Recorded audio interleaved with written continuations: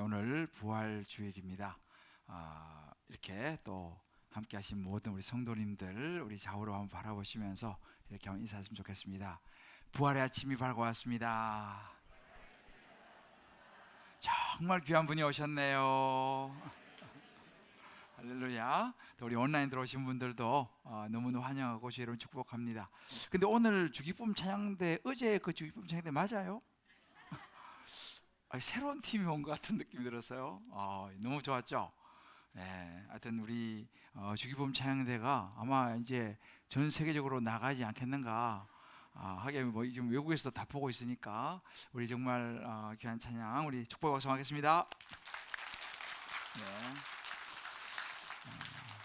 우리 문일 장로님이 아마 전공을 바꾸셨는지. 네, 좋습니다. 특별히 한 가지, 여러분 아까 광고 나왔습니다만은 이번 주 토요일로 있죠. 여러분들 우리 당신과 나누고 싶은 봄의 왈츠라고 하는 이 열린 오이코스 초청 열린 음악회가 있습니다. 아마 포스터를 밖에 보실 텐데 필요하신 분은 가져가서 붙여줘 좋은데요. 여기에는 프로 우리 성악가들이 옵니다. 보시면 알겠지만 전부 다 이렇게 외국에서 다들 유학하시고 프로들인데 또 우리 주기쁨 찬양대도 같이 아마 찬조를 하는 걸 알고 있는데요. 아마 굉장히 좋은 시간이 될 거예요. 그러니까 교회 안 다니시는 분들 많이 여러분 초청하셔도 좋습니다. 지인들 초청하셔도 좋고 아마 프로그램이 우리 교회하고 상관없이 다양하게 준비되는 걸로 제가 알고 있습니다. 그러니까 여러분들이요 주변에 꼭 많이 토요일 날 오후 4시입니다. 이 자리입니다. 그래서 늦게 오면 좌석이 없습니다. 그러니까 여러분들 꼭 주변에 이런 기회가 자주 오지는 않거든요. 우리 교회에서 열심히 지금 후원해서 지금 준비되고 있습니다. 그래서 아마 좋은 시간이 되리라 확신하니까요. 토요일 날 꼭 많은 주변의 분들 또 초청하시고 싶은 분들 초청해서 오시면 아마 좋은 시간이 되리라 생각합니다. 오늘도 부활절 예쁜 달걀이 준비되어 있네요. 여러분들 아마 나가시면서 또 함께 나누면 좋겠습니다. 이 부활이라고 하는 이 말은 듣기는 우리가 많이 들었습니다만 조금 어렵습니다. 왜냐하면 이 부활이라고 하는 것은 우리가 사실은 이렇게 지식적으로 이해하기가 어렵기 때문에 어찌 보면 이해 안 되는 부분이기도 합니다. 그래서 저도 이 말씀을 준비하면서 참 어려웠습니다. 어떻게 하면 이 부활을 우리 성도님에게 잘 설명해 드릴 수 있을까? 기도하면서 또 묵상하면서 하는데 그래도 자신이 없는 거예요. 너무 어려워서 이 주제가. 그래서 제가 기도해서 하나님이 너무 어려운데 이거를 어떻게 제 힘으로 이거를 성도들에게 잘 알려드릴 수 있겠습니까? 라고 기도한 하나님께서 제 마음에 그런 마음을 주시더라고요. 네가 해서는 안 된다. 성령님을 의지해라 이런 마음을 주셨어요. 그래서 오늘 이 부활이라고 하는 주제가 참 쉽지 않지만 오늘 성령님께서 또 현장에 오신 많은 분들 한 분 한 분 또 온라인으로 오신 모든 분들 영의 눈이 열려서 이 부활이 또 이해되고 믿어지고 깨달아지는 은혜, 그래서 부활을 누릴 수 있는 여러분 되시기를 주님의 이름으로 축복합니다. 우리가 가끔씩 이런 이야기는 들어요. 누가 죽었다 살아났대, 그죠? 그래서 병원에 있다가 장례를 치르려고 했는데 갑자기 그 시신이 꿈틀거려서 보니까 살아났대. 이런 이야기는 혹가다 듣습니다. 또 인류 역사 속에서도 마찬가지예요. 어떤 사람은 내사 상태에 있다가 혹은 또 심장이 멈춰서 이 코마 상태라 그러죠. 있다가 기적처럼 살아난 그런 사람들의 이야기를 우리는 가끔 듣습니다. 성경에도 보면 있어요. 성경에도 보게 되면은 죽은 나사로가 살아났습니다. 회당장 야이로의 딸이 죽었다가 예수님께서 그를 살리셨죠. 성경에 이런 사람들이 가끔씩 등장을 합니다. 그런데 한 가지 특징이 뭐냐면 이렇게 이 사람들은 죽었다가 기적처럼 살아났지만 얼마 동안 살다가 다시 이 사람들은 다 죽습니다. 세상을 떠나는 것이죠. 이것을 우리는 소생이라고 부릅니다. 소생. 죽었다가 살아났다. 그러나 영원히 살지를 못하죠. 살다가 때가 되면 또 떠나는 것이죠. 근데 부활은요, 이 소생과는 완전히 다릅니다. 부활도 물론 완전히 일단 죽습니다. 예수님도 십자가에 달려 죽으시고 이제 무덤 속에 장사 지내셨다가 사흘 후에 다시 살아나셨죠. 예수님 살아나신 이것은 하나님 주신 생명으로 다시 돌아오는 사건인데, 이 부분이 조금 어렵습니다. 우리 이해로는 좀 어려운데, 이 부활의 신령한 몸을 입고 다시 살아나시는 거예요. 근데 소생과 다른 부활은 뭐가 다르냐? 이 부활은 다시 죽음이 없다는 거예요. 예수님은 사흘 후에 살아나셔서 40일 동안 이 땅에 사시다가 다시 죽지 않으시고 많은 사람들이 보이는 데 가운데 하늘로 성천하셨습니다. 그리고 다시 오시겠다고 말씀하셨죠. 이것이 소생과 부활이 다른 것입니다. 부활은 살아나서 신령한 몸을 입고 직접 음식을 잡수시기도 하시고, 그러나 우리가 이해할 수 없는 부활의 몸을 입고 영원히 살 수 있는 것이 부활인 거예요. 그래서 인류 역사상 사실은 그 어떤 사람도, 소생한 사람은 좀 있지만 부활한 사람은 없습니다. 뭐 석가모니도 이 마호메도 유명한 성인들도요, 다 세상에 살다가 때가 되면 다 죽었습니다. 그러나 유일하게 한 사람, 역사상 예수 그리스도 그분만 부활하셨습니다. 이건 전무후무한 사건이에요. 그러니까 이 부활 사건은요, 세상을 완전히 바꾸었습니다. 예수님께서 원래 AD 33년경에 이제 십자가에 못 박혀서 이제 죽으셨죠. 그 상황 속에서 심지어 예수님을 따르는 제자들도요, 다 도망갔습니다. 뿔뿔이 다 흩어졌습니다. 물론 거기서 한동안 예수님의 기적을 보면서 따라다니던 사람들도 뭐 말할 것도 없겠죠. 그러니까 사실은 그 당시 예수를 따르는 사람, 믿는 사람은 별로 많지 않았습니다. 그런데 그로부터 2000년이 지났습니다. 지금 어떻게 됐습니까? 그러면 그런 예수님을 믿고 따르는 사람이 소멸됐어야 되잖아요, 그죠?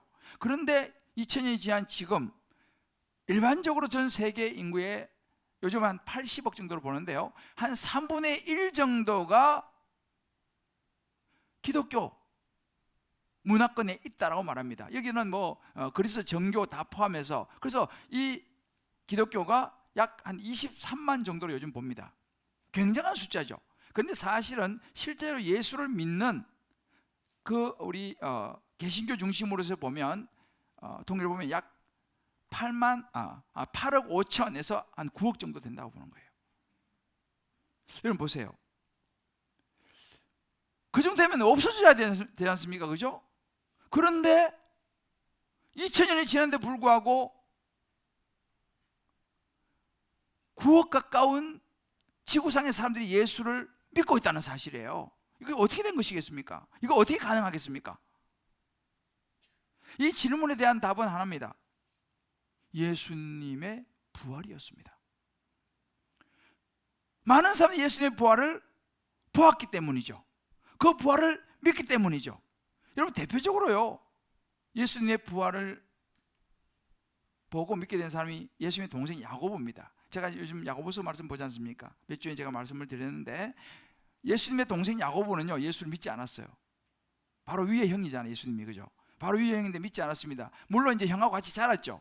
그러면서 예수님이 뭐 오병이어 기적도 일으키고 사람 죽은 사람 살리고 이런 걸 보면서 야고보는, 와, 우리 형, 오, 굉장하다, 우리 형 정말 놀라운 사람이다 라고는 생각했지, 우리 형 예수님이 하나님의 아들 메시아다, 아이고 나는 그건 못 믿겠어 라고 했던 사람이 야고보예요.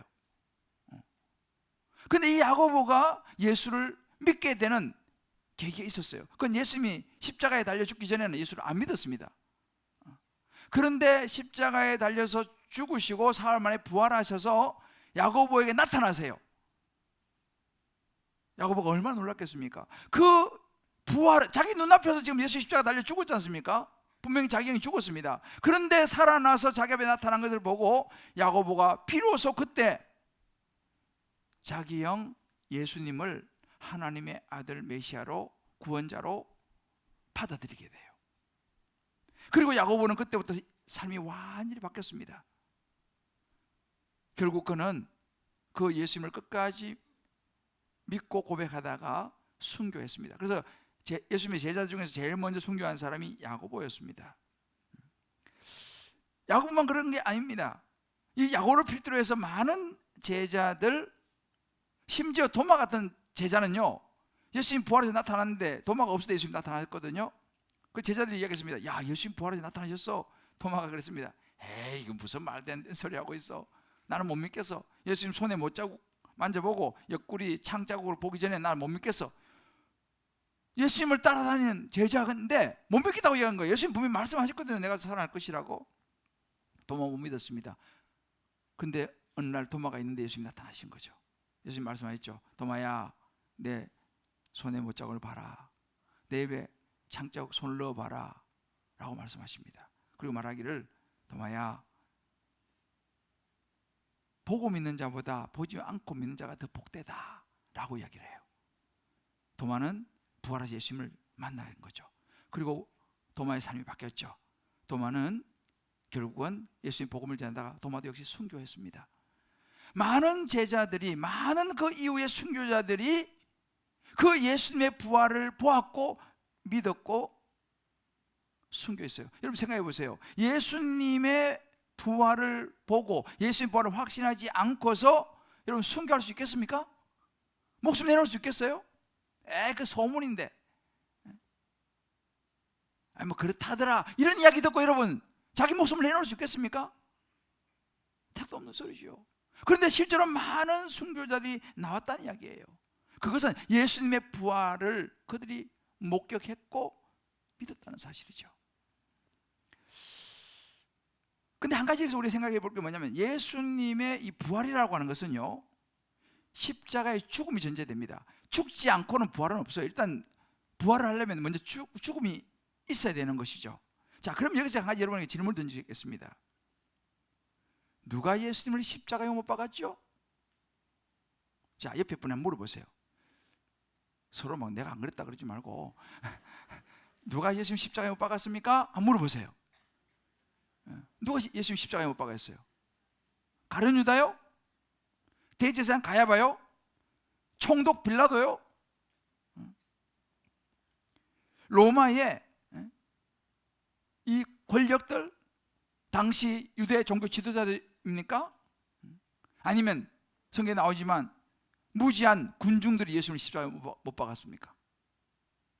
물론 다 이분들도 일조한 것은 사실이에요. 근데 여러분 놀라지 마세요. 예수님을 십자가에 못 박은 분은요, 하나님이셨어요. 하나님이 예수님을 십자가에 못 박았어요. 아버지가 아들을 십자가에 못 박았다니까요. 하나님이 그랬습니다. 하나님이 예수님 십자가에 못 박았어요. 그것이 하나님의 계획이셨어요.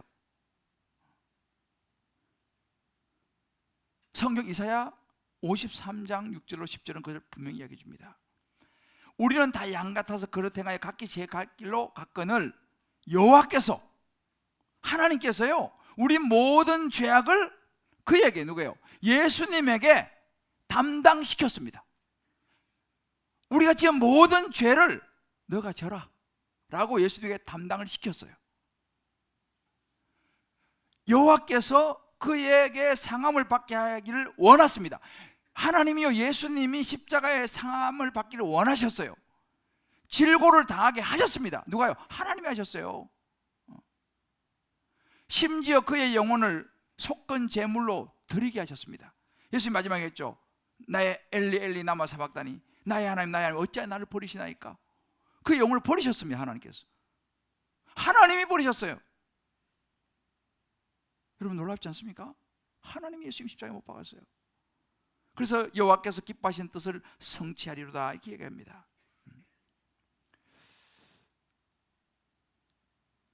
하나님이 예수님 십자가에 못 박았어요. 자, 그러면 우리가 생각해 볼 거 이것입니다. 왜 그럼 하나님이 예수님 십자가에 왜 못을 박았나? 그 사랑하는 아들을 왜 못을 왜 박았겠습니까? 역시 여러분 놀라지 마십시오. 죄를 지은 저와 여러분 때문입니다.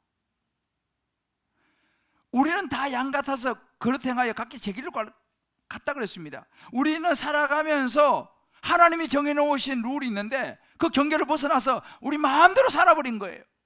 양들이 제갈길로 가듯이 우리 마음대로 살아면서 죄를 졌습니다. 그 죄는 하나님의 앞에는 죄사건 사망인 거예요. 그 죄로 인해서 우리 모두는 어떻게 됩니까? 영원한 멸망, 지옥으로 가야 되는 거예요. 이게 우리입니다. 왜? 우리가 죄를 져서 마음대로 살아가지고. 그런데 하나님께서 보시니까 우리를 너무 사랑하시는데 우리가 다 죄로 인해서 지옥 가야 되니까, 멸망으로 가야 되니까 얼마나 마음이 아프셨겠습니까? 하나님 우리를 너무너무 사랑하셔가지고 방법이 없나 생각하다가 하나밖에 없는 아들 예수님, 너가 대신 이 모든 죄를 다 짊어지고 너가 죽어라. 나는 이 나의 백성들을 살려야겠다. 이것이 하나님의 결정이셨어요. 하나님이 세상을 이처럼 사랑하사 독생자를 주었다고 요한복음 3장 12절에 말씀하지 않습니까?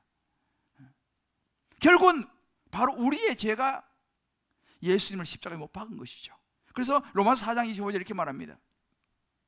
예수는 우리가 범죄한 것 때문에, 우리 죄 때문에 내 죽음이 있다는 거예요. 십자가의 죽음으로 내 죽음이 되고, 또한 우리를 의롭다 하시기 위해서 살아나시다는 것입니다.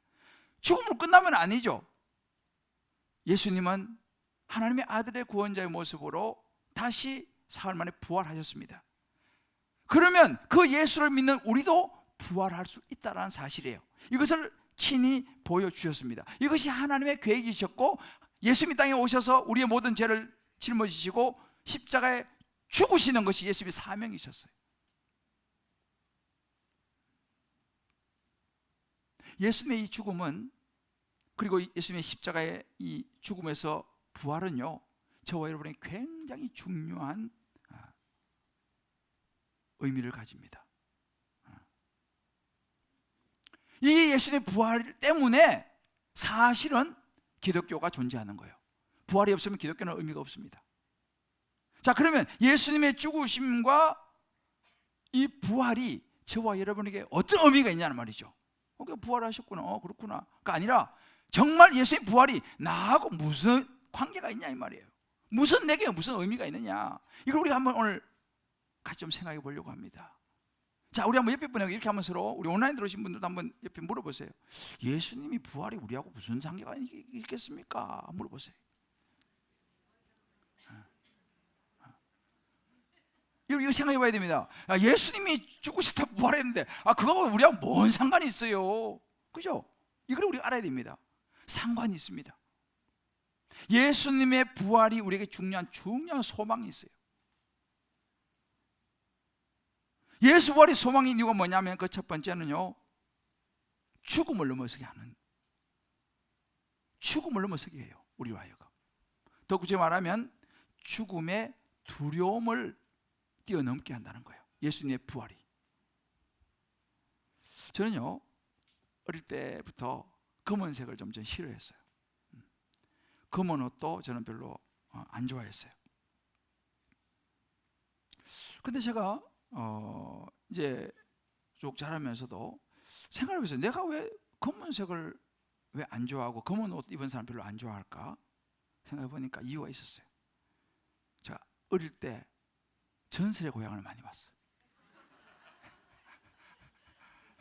옛날에 전설의 고향 보면요, 항상 저승사자가 검은 옷 입고 나와가지고 얼굴 분칠하고 나와가지고 가자 뭐 이렇게, 그거를 어릴 때 봐놓으니까 검은색 그러면 다 저승사자처럼 보이는 거예요. 이게 사람 생각이 이게 무섭다니까요. 그전에는 검은 옷 입은 여자들 별로 안 좋아했는데, 사실은 여담입니다만 내가 우리 집사람 소개를 받아 나갔는데 검은 옷 입고 나왔더라고. 이게 또 무슨 시츄에이션이니까. 근데 제가요, 나중에 알았어요. 검은색이 고급스러운 색이라니까요.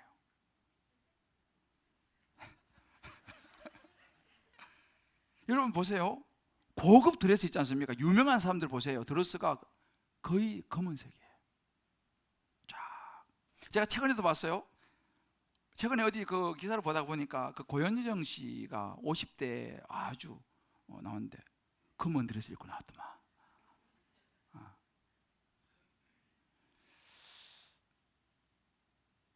그러니까 저희 집사람도 그 당시 상당히 세련됐다는 이야기죠. 지금 수습하고 있어요. 요즘 제가 생각이 좀 바뀌었어요. 검은 옷은 아무나 소화를 못해요. 그야말로 세련되고 예쁘고 젊은 분들. 오늘 검은 옷 입은 분들 보세요. 상당히 세련됐잖아요. 또 다음 주에 다 검은 옷 입고 오실 줄 모르겠죠. 근데 여러분 보세요. 예수님의 부활이 있잖아요. 이렇게 죽음에 대한 우리의 생각을 바꿔줍니다. 세상의 모든 사람들은 죽음에 대한 두려움이 있어요. 아무리 용감한 장수를 하더라도, 아무리 용감한 장군이라 하더라도, 최고의 지도자라 하더라도 예외는 없어요. 죽음이 두렵지 않은 사람은 없습니다. 왜 그렇습니까? 죽음 이후를 생각하는 거예요. 두려운 거예요. 몰라도. 저는 이제 목사니까 임종을 많이 그래도 여러분보다 많이 보지 않습니까? 임종하신 분들 가만히 보면요, 죽음이 끝이 아니라는 것을 우리가 알게 돼요. 어떤 분들은 평안하게 돌아가신 분이 계시고, 어떤 분들은 굉장히 힘들어하시고 두려워하시는 분들이 있어요. 물론 어떤 분들은 또 그것도 모른 채 그냥 이렇게 혼 상태에서 돌아가신 분도 계시겠습니다만은, 여러분 만약에 죽은 자 가운데에서 예수님이 부활하지 않으셨다면요, 누가 이 죽음 이후의 생명에 대해서 알 수 있겠습니까? 우리는 죽음 이후에 그냥 상상할 수 있어요. 죽음 이후 뭐 이렇게 되지 않겠나. 또 뭐 우리 이런 그 연구하시는 이런 분들은 죽음 이후 어떤 현상들에서 뭐 설명하기도 하고 이러는데, 사실은 아무도 죽음 이후에 대해서 정명할 수는 궁극적으로 없습니다. 그런데 예수님께서요, 말씀으로 이걸 약속하셨습니다. 내가 사망 권세를 내가 깨뜨리고 내가 부활할 것이다 라고 말씀하셨어요, 예수님께서요. 그래서 요한복음 11장 25절 말씀 보면 우리 읽었지 않습니까? 예수께서 나는 부활이요 생명이니 나를 믿으면 죽어도 살아난다 라고 말씀했어요. 무릇 살아 나를 믿으면 영원히 죽지 아니한다. 너 이것을 믿느냐? 예수님 말씀하셨습니다. 이 말은 무엇입니까? 예수님은요, 이미 죽음 이후에 모든 것을 말씀하셨다니까요. 나를 믿으면 죽어도 부활한다는 게 살아난다는 거예요. 살아서 믿으면 영원히 안 죽는다. 정말 예수님은요, 부활하셨어요. 살아나셨습니다. 본인이 부활하심으로 그 예수를 믿는 사람들도 너희들도 나처럼 이렇게 부활하게 될 것이다 라는 것을 보여준 줄을 믿습니다. 여러분, 예수 믿으면 죽어도 부활할 것을 믿습니까? 아멘이죠. 근데 여러분, 일반 사람들은 이거 믿을 수 있을까요? 못 믿죠. 이거 어떻게 믿어요? 일반 사람들은 이걸 믿을 수 있겠습니까? 아이고, 사람이 죽으면 끝이지 뭐 어떻게 죽어도 다시 살아나. 뭐 말씀드린 소생, 뭐 잠깐 그거는 모르라도 그게 정상이에요. 말씀드렸지 않습니까? 심지어 예수님을 3년 동안 따라다닌 제자들도 예수님 부활을 안 믿었다니까요. 말씀드린 야고보도 도마도 안 믿었어요. 예수님 십자가에 죽고 나서 다 도망갔어요. 그런데 있잖아요, 부활하신 예수님을 딱 그들이 직접 만났습니다. 그 만나고 나서는 그들의 태도가 180도 확 바뀌었어요. 예전에 그들이 아니었어요. 못 믿었는데 직접 부활하신 예수님을 만난 거예요. 만나고 보니까 그 사람들이 바뀌었어요. 그걸 베드로는 이렇게 얘기합니다. 베드로서 1장 3절에 보면요, 주 예수 그리스도 아버지 하나님을 찬송하리라. 그의 많으신 긍휼대로 예수 그리스도를 죽은 자 가운데서 부활하게 하심으로, 예수님을 부활하게 하심으로 말미암아 우리를 거듭나게 하사 산 소망이 있게 하셨다 그랬습니다. 그러니까 베드로는 부활하신 예수님 만났지 않습니까? 만나고 보니까 소망이 생긴 거예요. 예수님 말씀이 맞네, 나를 믿으면 죽어도 살겠고 예수님이 사셨으니까 우리도 부활하겠다라고는 소망이 생겼다라고 베드로가 고백하는 것입니다. 그리고 그 베드로도요, 그 부활의 예수님을 만나고 나서 그 어떻게 했습니까? 그의 삶이 완전히 바뀌었죠. 물론 그는 예수님이 잡혔을 때 3번씩이나 막 부인하고 다 울고 그런 일이 있었지만 예수 부활하신 예수님을 만나고 난 이후에는요, 그는 달라졌어요. 마지막 전생에 베드로는요, 십자가에서 나는 예수님처럼 똑바로 못 박혀 죽을 수 없다 해서 거꾸로 매달려 죽었다는 이야기가 전해옵니다. 많은 예수님의 제자들이 죽음 앞에서도요, 담대하게 예수님을 고백하며 죽었어요. 조작해낸 이야기라면, 소문이라면 여러분 죽을 수 있겠습니까?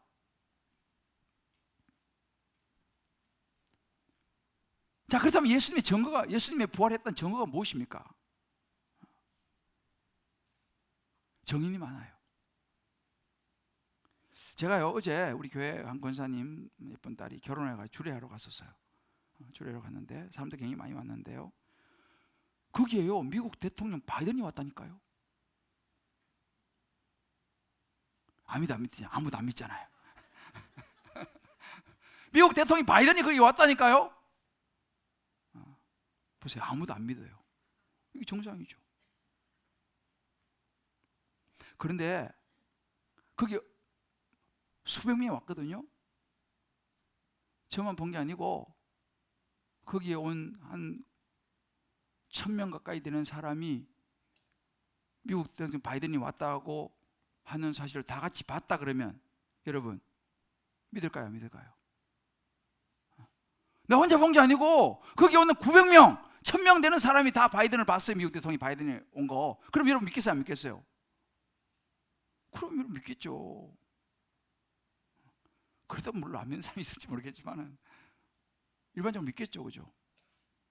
보세요, 예수님이 부활하시고요, 실제로 자기를 나타내 보이셨습니다. 40일 동안 예루살렘과 갈릴리를 다니면서요, 많은 사람들을 만나서 부활하신 자기를 보여주시고 음식도 드시고 하셨어요. 사도행 1장 3절에 보면 이렇게 나옵니다. 사도행 1장 3절, 그가 고난 받으신 후에 십자가에 죽으시고 부활하신 후에 그들에게 확실히 많은 증거로 친히 살아계심을 나타내서 40일 동안 그들에게 보이시며 자기를 보이셨다고 그랬어요. 하나님 나라 일을 말씀하셨다고 그랬습니다. 사도 바울은요, 고린도전서 15장 4절에서 8절 이렇게 말합니다. 장사 지내셨다가 성경대로 사흘 만에 살아나셔가지고 게바 베드로에게 보이시고 그 다음에 12제자에게 그 다음에 500의 형제에게 일시적으로 500의 형제들 모인 데서 다 한꺼번에 볼 수 있도록 나타나셨습니다. 그런데 그 중에서요, 500의 형제 중에서 지금까지 대다수는 살아있다는 거예요. 지금 바울이 이 편지를 쓸 때 있지 않습니까? 예수님을 직접 본 사람이 아직 살아있다는 거예요. 근데 이거 거짓말이라 그러면 그 사람들이 야, 우리 본 적 없잖아 이렇게 말할 거 아니겠습니까? 근데 대다수는 아직 살아있고, 어떤 사람은 잠들어, 어떤 사람은 죽기도 했지만 대다수는 살아있고, 그 후에 야고보에게도 보여주셨고, 그 다음에 모든 사도에게, 맨 나중에 만삭되지 못한 여난자 같은 나한테, 사도 바울이죠, 나한테도 보이셨다라고 얘기했어요.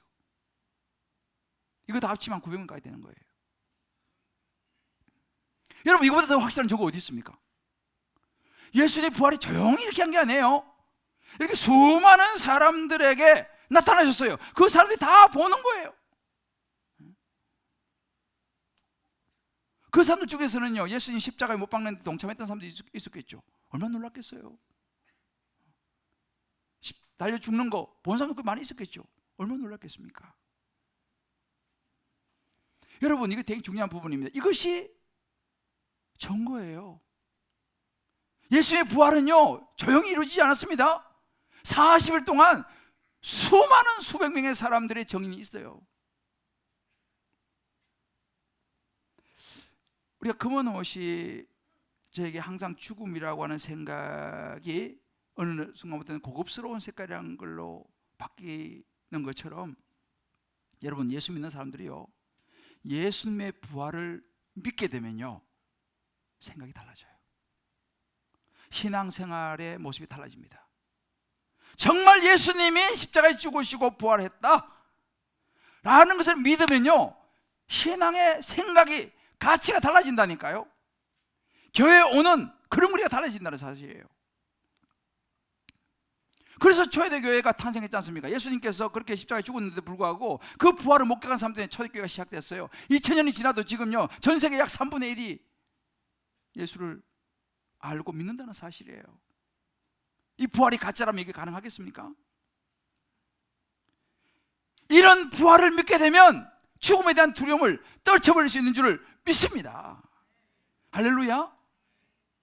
정말 저와 여러분 한 분 한 분 모두가 그 죽으시고 우리를 위해서 죽으시고 부활하신 예수님을 이 부활절에 다시 한번 확실히 믿게 되시기를, 나는 부활이요 생명이니 나를 믿는 자는 죽어도 살겠고 무릇 살아 나를 믿는 자는 영원히 죽지 아니하리라 약속의 말씀을 붙잡게 되시기를 주님의 이름으로 축복합니다. 그러면 이 부활이 저와 여러분의 것이 되는 거예요. 막연한 게 아니에요. 죽으면 두렵지 않습니다. 왜? 예수님처럼 우리도 부활할 것이니까. 할렐루야. 두 번째 예수 부활의 소망이 뭐냐면요, 영원한 본향을 꿈꾸게 해요. 영원한 본향을 꿈꾸게 합니다. 우리 한 집사님이 이번 고난주간을 지나면 이런 묵상을 하셨어요. 그리스도인의 이 세상에서의 인생은 하늘나라를 바라보며 하늘나라를 바라보는 과정이라고 생각합니다. 이렇게 했어요. 되게 중요해요. 이 부활을 믿는, 예수 믿는 그리스도인들의 이 세상의 인생은요, 하나님 나라를 바라보는 과정이라는 거예요. 이분이 부활을 믿고 나니까 내 인생이 하나님 나라를 바라보는 과정이구나 라는 생각을 하게 된 거예요. 그러면서 이분이 이런 적용을 했어요. 이제 제 자신이 소망하는 일보다는 하나님을 더 깊이 사랑하고 봉사하고 섬기는 일을 위해 기도하고 준비하도록 하겠습니다. 할렐루야.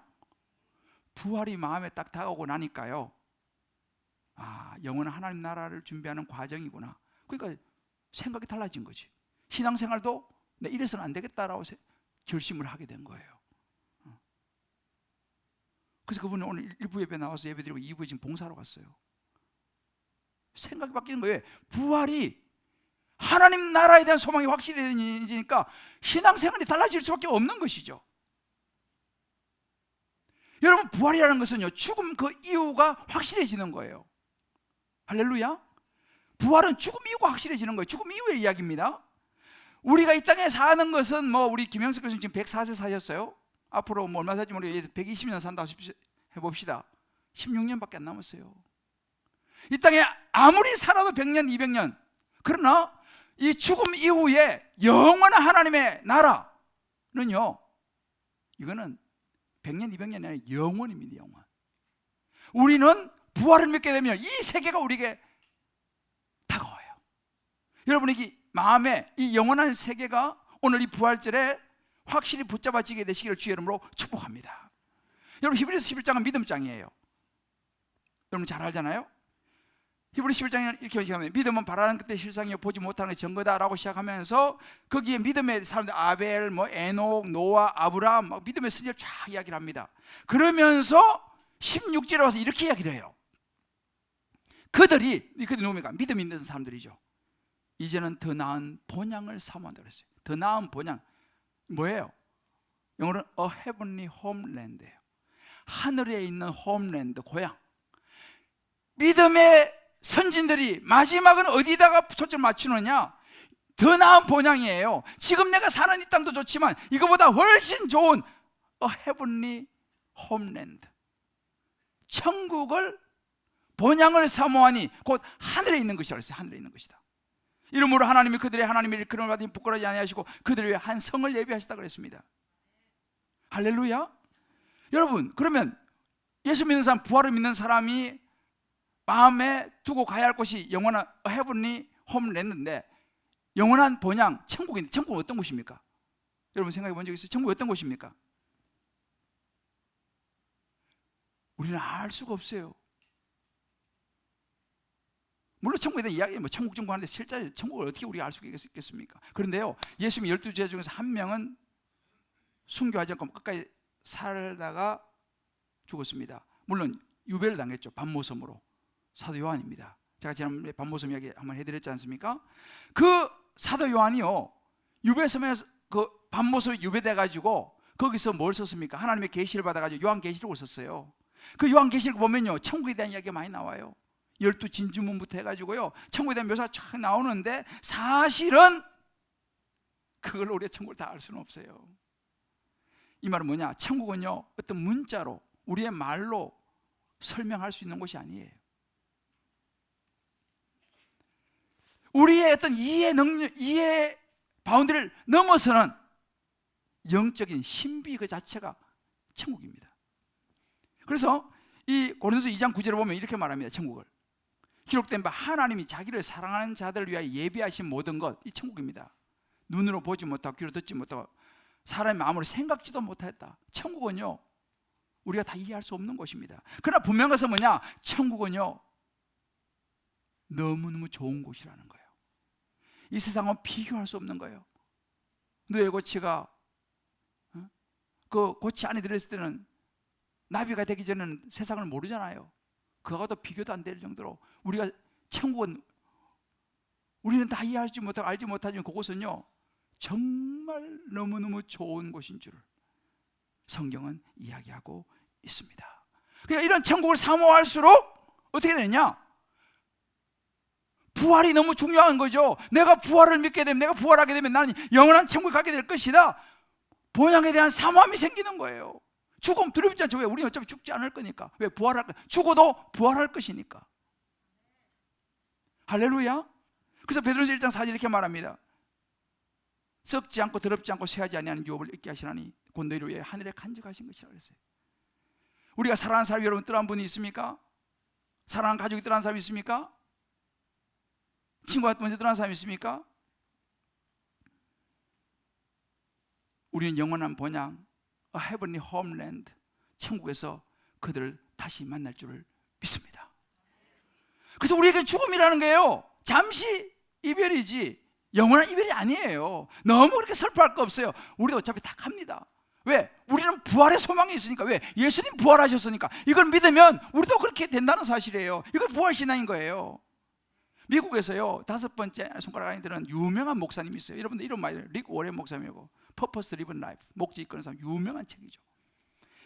이 릭 워렌 목사님이 어느 부활절 설교에서 자신의 간증을 했어요. 근데 이게 굉장히 정말 엄청난 간증을 했는데, 이 릭 워렌 목사님의 아들이 매튜라고 하는 아들이 있어요. 매튜. 근데 이 매튜가 어릴 때부터 이 우울증을 앓았어요. 근데 굉장히 심하게 우울증을 앓다가 27살에 부활절 점에서 자살했어요. 그때 그 받은 충격이, 그 고통과 그 슬픔, 그건 뭐 우리가 이 자식을 잃어보지 않은 사람은 그건 모르죠. 우리 뭐 이해할 수 없죠. 엄청난 충격과 아픔과 슬픔으로 6개월 정도 사람들과의 그 외부와의 접촉을 중단했어요. 얼마나 힘들었겠습니까? 그래서 이 이야기를 부활절에 이제 간증을 하셨어요. 6개월이 지났을 때에 처음으로 CNN 방송에 인터뷰 요청을 수락을 했어요. 딱 한 군데. 기자가 이제 인터뷰로 와서 질문했습니다. 목사님, 솔직하게 좀 말씀해 주십시오. 솔직하게 자식을 잃던 이 일을 겪으면서 하나님의 존재에 대해서 의심해 본 적 없습니까? 라고 물었어요. 그때 릭 워렌 목사님이 이렇게 대답했습니다. 솔직히 말하면 저는 결단코 하나님의 존재를 의심해 본 적은 없습니다. 그러나 하나님의 지혜에 대해서, 하나님의 시간에 대해서 저는 심히 낙심을 했습니다. 하나님의 지혜, 왜 이 아들을 이렇게 데려가야 했는지, 그걸 하나님의 지혜를 자기는 도저히, 그리고 또 하필이면 아직은 젊은데 하나님의 이 시간, 27살, 자기는 그 하나님의 그 시간 도저히 이해가 안 되고 너무 낙심이 됐다는 거예요. 그러면서 자기가 그때 깊은 인생의 터널로 빠져 들었는데, 거기서 어떻게 그럼 헤어나올 수 있습니까? 라고 시험 물었어요. 이렇게 대답했습니다. 거기서부터 제가 빠져나올 수 있도록 저를 건져준 것은 예수님의 겟세마네 동산에서의 기도와 부활이었습니다. 이렇게 얘기했어요. 그러면서 이런 얘기입니다. 예수님이 겟세마네 동산에서 아버지여, 할 수만 있으면 이 잔을 내게서 옮기시옵소서 3번이나 기도했잖아요. 그죠? 똑같은 일. 자기는 그 기도를요 수천 번 했다는 거예요. 하나님 왜 내게 할 수만 있으면 이거저 어떻게 물을 수 없겠습니까? 수천 번 그 기도를 자기가 했다는 거예요. 그러면서 예수님을 묵상했다는 거예요. 그러다 이분이 너무 힘들어서 누굴 찾아갔냐면 엘리 위젤이라는 사람을 찾아갑니다. 이 엘리 위젤은 노벨 평화상을 받은 사람이기도 한데, 이분은요 그 나치 아우슈비츠 수용소에서 살아남은 사람이에요. 근데 이분이 거기 있는 동안 자기의 사랑하는 가족들, 친구들, 가까운 사람들이 거기서 죽어나가는 것을 눈으로 직접 보면서 정말 절망하고 또 절망했던 그런 사람이에요. 그 사람을 찾아가서 리고레 목사님이 이제 묻습니다. 어떻게 당신은 그 어두운 시간을, 그리고 가족들이 죽어나가고 그런 어두운 시간을 어떻게 견디낼 수 있었습니까? 어떻게 그걸 통과했습니까? 라고 물었어요. 그때 엘리 위젤이 이렇게 대답합니다. God is my friend forever. God is my friend forever. 하나님이 나의 가장 가까운 친구였습니다. 그때도 지금도 앞으로도 그 하나님이 저와 함께 해주셨습니다. 이런 이야기를 해요. 그러면서 그 이야기를 들으면서 이 리고레 목사님이 그래, 부활이지.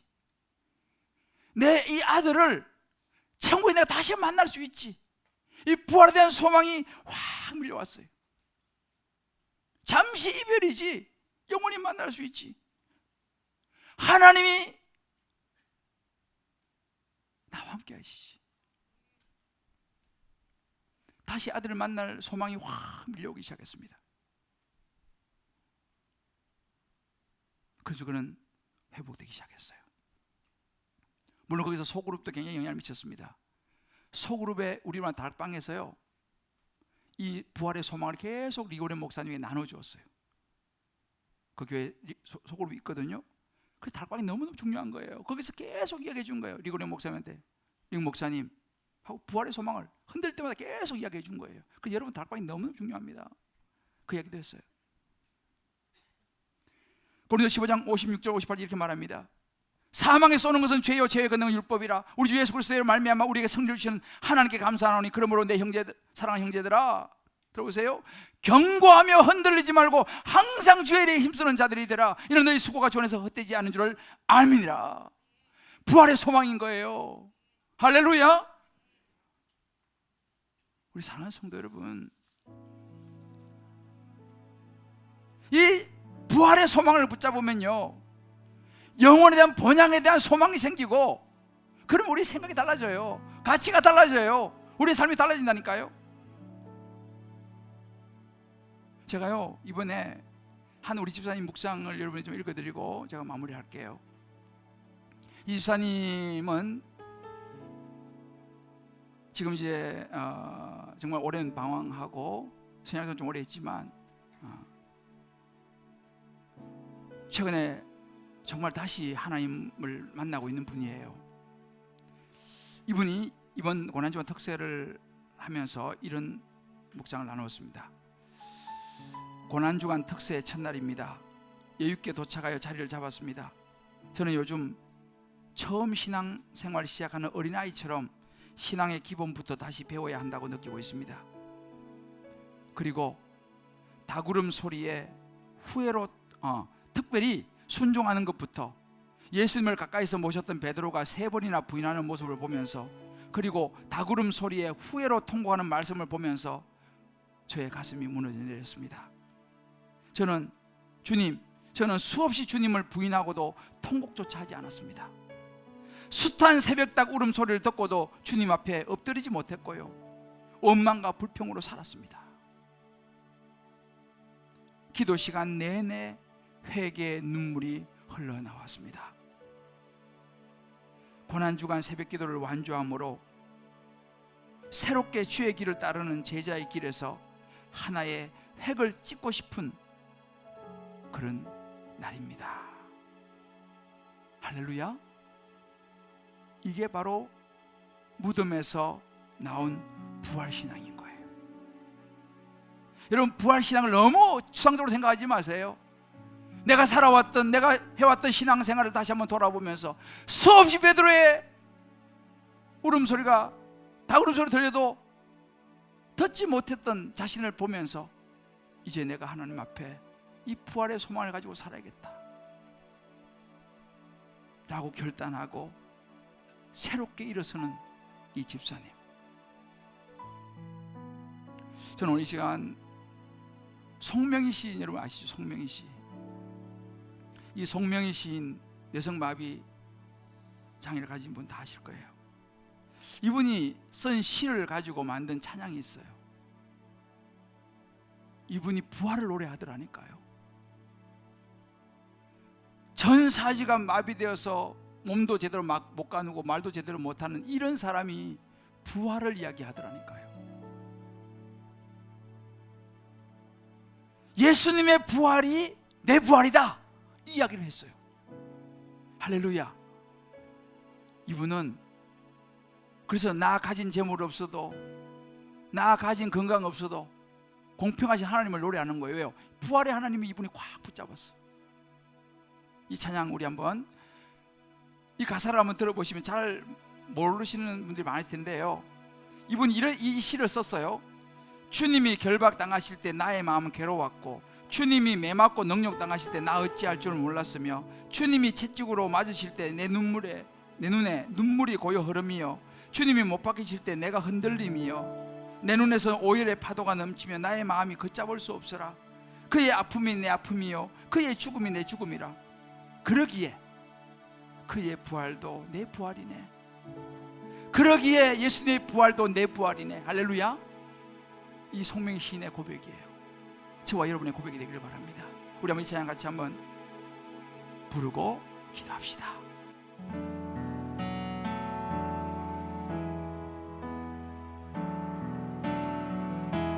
주님이 결박당하실 때 나의 마음이 괴로웠고,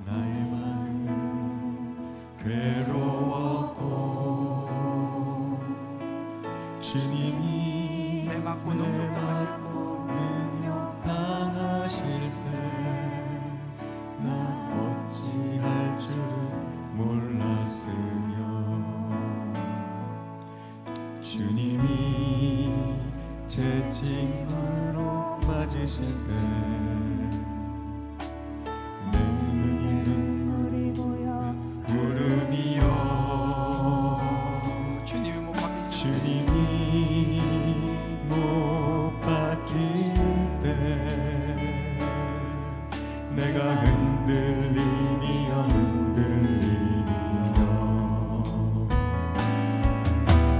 눈에서 오열의 파도가 넘치며 나의 마음 걷잡을 수 없어라. 그의 아픔이 내 아픔이요,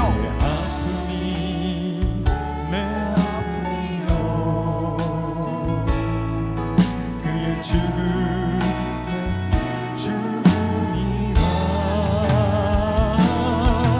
그렇기에 그의 부활도 내 부활이네. 그렇기에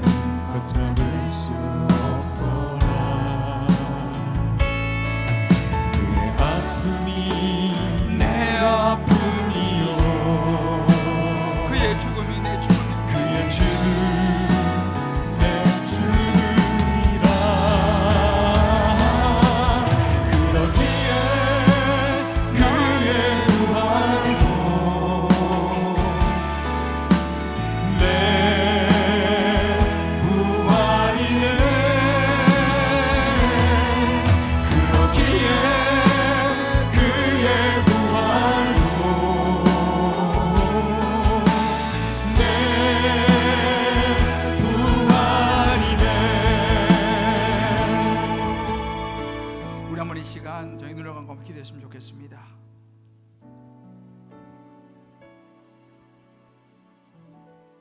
온몸이 내성마비라 얼마나 힘이 들겠어요. 그런데 그의 마음에 부활하신 예수님이 찾아가셨고 그 부활하신 예수님을 붙잡았습니다. 그러니까 그의 모든 아픔이, 예수님의 십자가의 그 아픔이 자기 아픔으로 느껴졌고 예수님 십자가의 그 죽음이 자기 죽음으로 느껴진 거예요. 그러자 그 다음으로 예수님의 부활이 내 부활이구나, 그의 부활이 내 부활이구나, 그는 소망을 가졌습니다. 저는 이번 부활절에 저와 여러분이 이 부활하신 예수님을 확실히 붙잡기를 원합니다. 아멘. 여러분의 삶에 도저히 불가능한 일이 있습니까? 자꾸만 여러분을 주저앉히고 있는, 낙심되는 일이 있습니까? 아직도 무덤 속에서 아파하고 있는 분이 계십니까? 이제는 무덤을 깨치고 부활하셔야 합니다. 아멘. 예수님이 무덤 속에 머물지 않으셨습니다. 아멘. 사흘이 되었을 때 예수님은 무덤을 깨치고 나오셔서 부활하셨습니다. 아멘. 그 예수를 믿는 사람은 부활의 신앙을 가지고 살아가야 될 줄을 믿습니다. 아멘. 예수님이 부활이 내 부활이기 때문이죠. 오늘 이 시간 한번 여러분들 기도하실 때에 하나님 아버지, 우리 자녀가 부활하기를 원합니다. 아멘. 하나님, 우리 가정이 부활하기를 원합니다. 아멘. 나의 아내와 남편이 부활하기를 원합니다. 아멘. 그저 교회를 다니는 수준에 넘어서서 부활의 예수님을 붙잡고 다시 일어나게 하여 주시옵소서. 아멘. 다시 힘을 얻게 하여 주시옵소서. 아멘. 다시 감사하게 하여 주시옵소서. 아멘. 우리도 손 들고 우리 한번 쫙 외치고요, 그 부활의 주님을 붙잡고 기도해 나가겠습니다.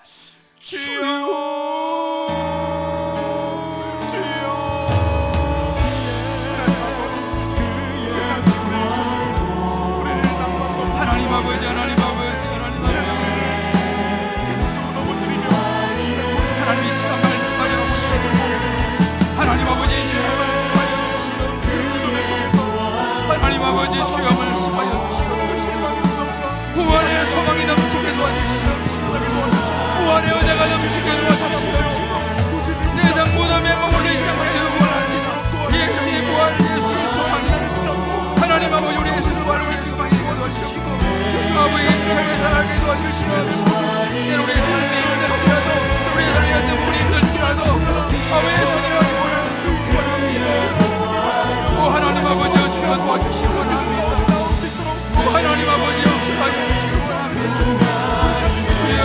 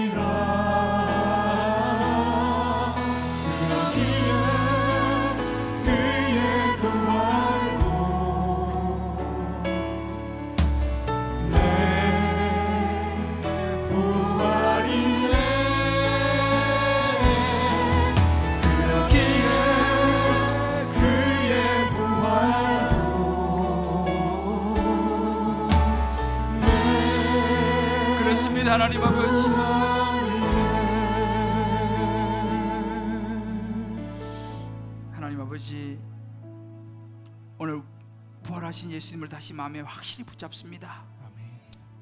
더 이상 무덤에 머물지 않기를 결단합니다. 아멘. 예수님의 부활의 소망을 가지고 다시 힘차게 살아가게 하여 주시옵소서. 아멘. 때로 우리 삶의 어떤 부분이 우리를 힘들게 할지라도 부활의 주님 다시 마음에 확실하게 붙잡고 일어서게 하여 주시옵소서. 아멘. 떨쳐버리게 하여 주시옵소서. 아멘. 어둠의 생각을 떨쳐버리게 하여 주시옵소서. 아멘. 부활하신 예수님을 따라 다시 일어나서 힘있게 살아가는 우리 모든 가정들, 우리 자녀들, 우리 젊은이들, 우리 모두가 되게 하여 주옵소서. 아멘. 예수님 이름으로 기도합니다. 아멘. 아멘.